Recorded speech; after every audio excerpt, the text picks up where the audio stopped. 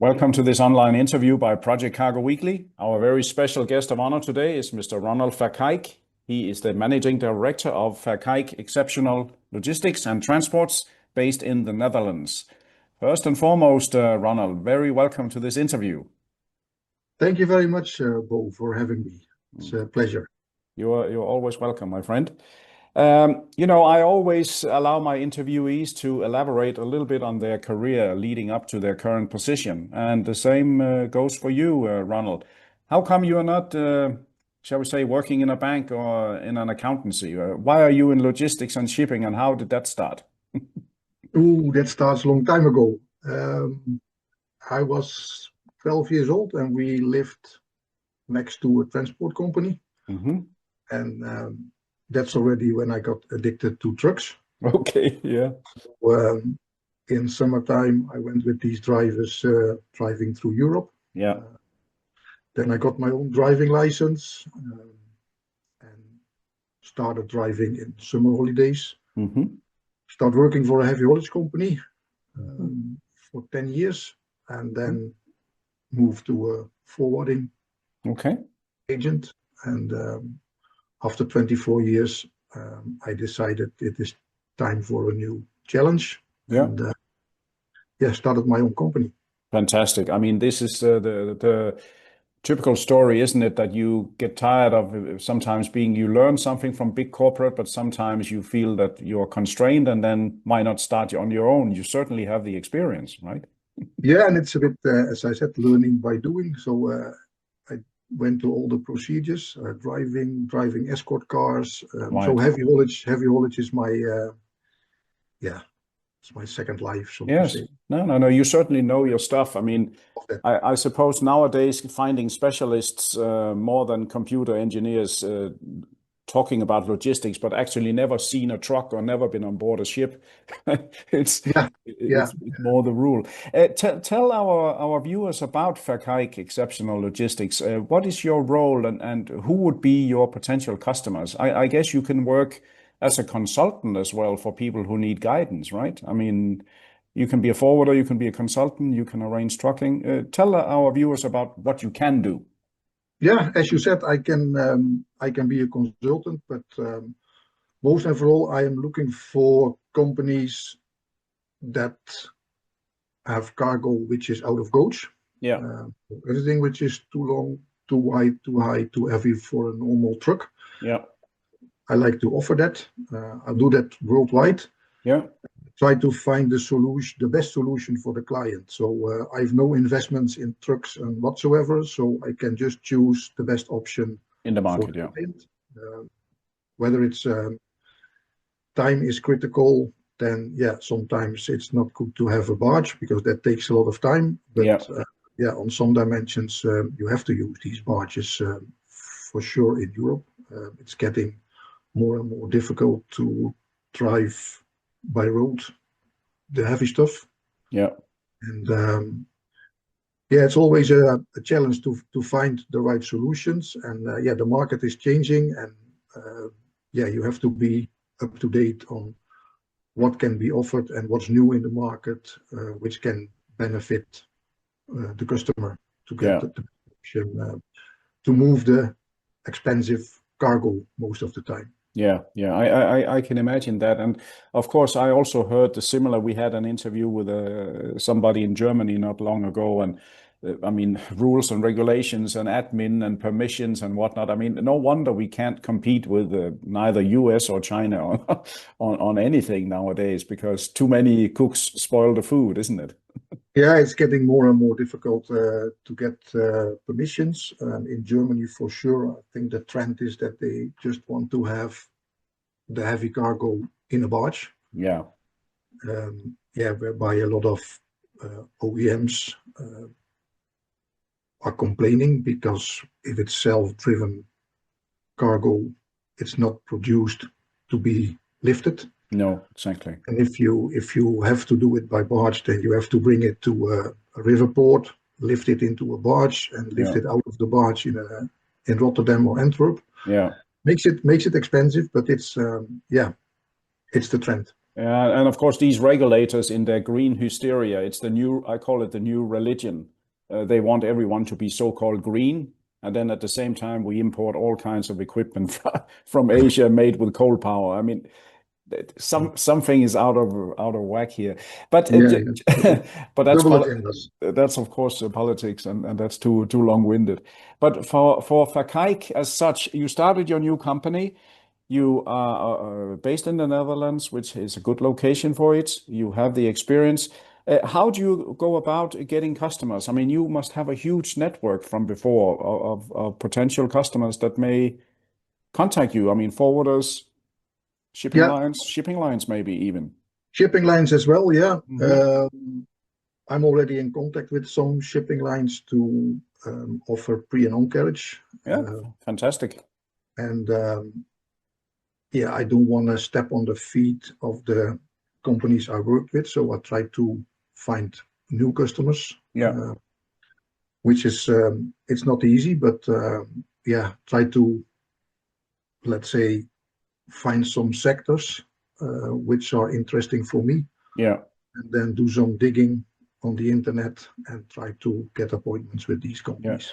And of course, you have extensive contacts with who can provide the special trucks and the special heavy Yeah, yeah. haulage For equipment. I the mean, you must know everyone there in that field. yes, for sure in Europe we are quite strong in Europe, but yeah, I have past experience in Australia and in USA as well, where Oh we yeah, also right. good clients. And in my previous job, we were a member of CLC, so Oh yeah. it's yeah, an extended and a good list of companies Yeah. to ask for assistance if need be. Yeah, definitely. No, no, of course. You are welcome to contact them anytime. I'm sure they'll be delighted to help you. How do you feel, of course, starting your own nowadays, and we're not getting younger, any one of us. But do you feel invigorated? You feel that it was the right thing to do when you wake up in the morning and you don't know if the paycheck is there, but but at least Yeah, you are free, right? Do you feel it was right to do? yeah. Of course, I felt it was right because otherwise I shouldn't have done it. Yeah, sure, of course. Uh, it's something. It's in my mind already for quite a long time. Yeah. Um, yeah, we're all getting older, but the good thing is that the children are not in at home anymore, so Oh yeah. we are back to basics. The costs are gone, so Yeah. it's not bad to start at my age. I'm happy I did it, Yeah. and I'm 100% sure that I will find a way to survive. I'm sure you will. May I ask you, what are you, mid-50s or something? Early 50s? 58, 58. 58. Okay. Yes. Yeah, I just turned six, or I will turn 63 next time. So we are not far away from each other, actually. No. So yeah, no, but that's right. Yeah, we Taking have some years to go. So yes, still, yeah. yeah, So you have to have fun when you do a job like freight forwarder or being in transport anyway, because it's not a, let's say, 9 to 5 job. yeah, Uh, yeah.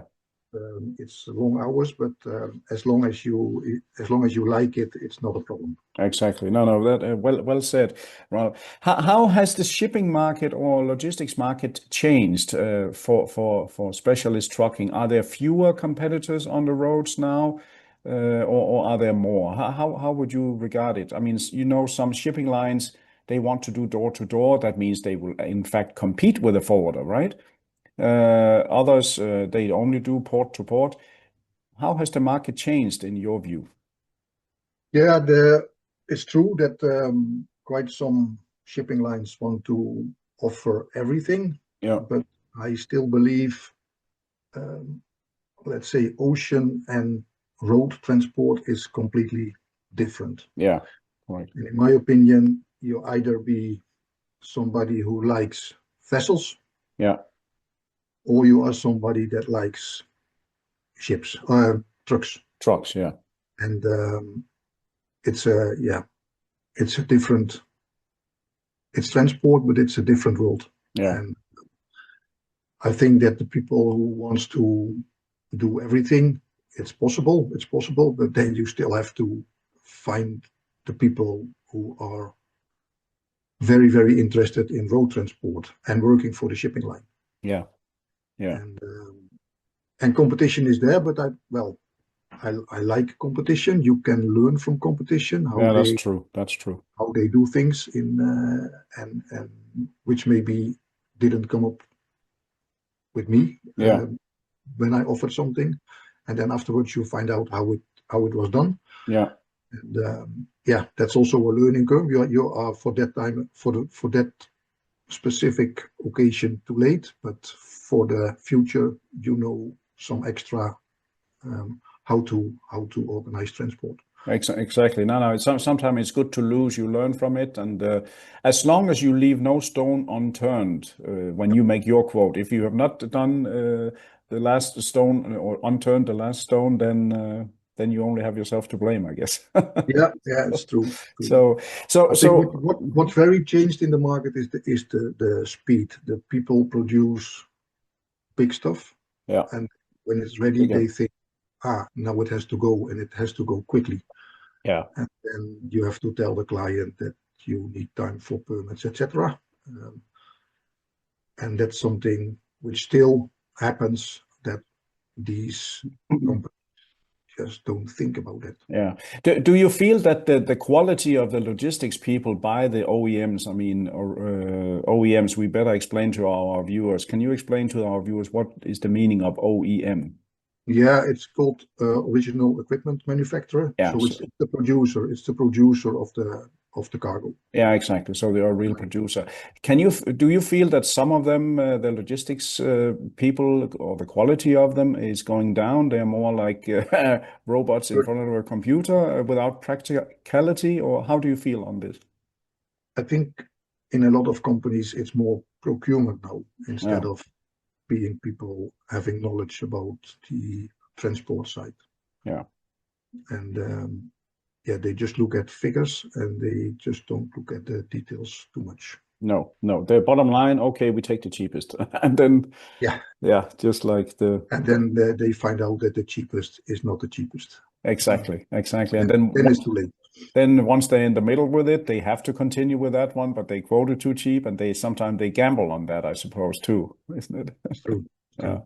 Very interesting, Ronald. I must say, besides contacting all of the people in the networks that you do have, will you then go to any expos or fairs? Or I mean, you are still on your own, so to speak. So there's a limit to what you can do, I guess. But how do you otherwise promote yourself besides this great interview, of course? Yeah, thank you. Well, for me, it's a lot of phone calls. Yeah, sure. Try to find the right companies, and for sure, I hope to be part of CLC in 2027. So for next year, I would like to first concentrate on getting the business in. Sure. And make some money, which is important. And the expos will come. No. Take your time on that. There are plenty of. We are drowning in expos nowadays. It's almost like there's one a week. You have to choose properly. You know. So very interesting, Ronald. I think you've answered all my questions to the point here, and I always enjoy when people take a chance and start something new, even at a later age in life. It's never too late to be on your own and be reborn, so to speak. So well done, Ronald. I want to thank you very much for your comments. Yeah, thank you for having me, Bo, and I look forward to meet you somewhere. Yeah, definitely. We will definitely in the wind. Yeah, we'll definitely make sure of that. So thank you again. And to all our listeners, viewers, and readers from around the world, this was yet another great interview by Project Cargo Weekly. Our special guest of honor today has been Mr. Ronald Verkaik. He is the managing director of a newly established company, Verkaik Exceptional Logistics and Transports, based in the Netherlands, and with more than 40 years of experience in heavy haul sector around Europe and overseas. He's certainly the one to go to if you need help with any oversized transportation by road, particularly. So do contact him directly if you feel the need. For me, editor of Project Cargo Weekly, until next time, I remain best regards. Thank you.